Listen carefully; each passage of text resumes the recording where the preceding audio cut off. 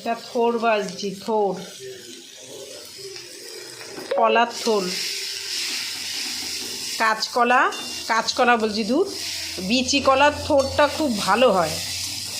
আজকে বাজারে গেলাম, বাজারে গিয়ে দেখছি কি বিচি কলা, হ্যাঁ বিচি কলারে দয়া কলা বলে, দয়া কলা, সে দয়া কলার থোরটা পেলাম, কিনে এনে এই যে রান্না করছি।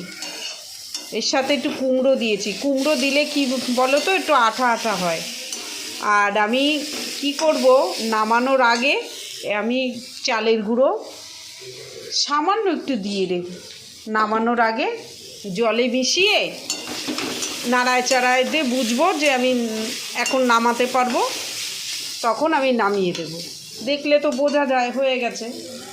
চালের গুঁড়ো একটু জলের সঙ্গে মিশিয়ে দিয়ে দেবা, তাহলে আঠা ভাবটা হবে, ঘন, দেখতেও সুন্দর লাগবে, খেতেও সুন্দর।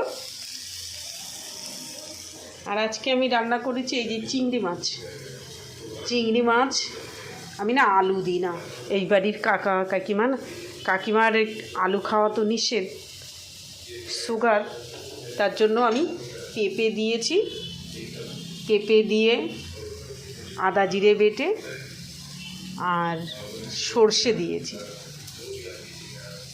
এই যে মাছের ঝোল, কাঁচকলা দিয়েছি, পেঁপে দিয়েছি, ভাত ফুটে গেছে।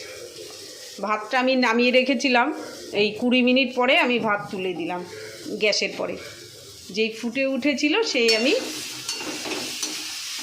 বন্ধ করে ঢাকা দিয়ে রেখেছিলাম। এই যে 20 মিনিট পর আমি এবার চালু করে দিলাম, এক্ষুনি ভাত নামাবো, তাহলে আমার গ্যাসটা কম পুড়লো।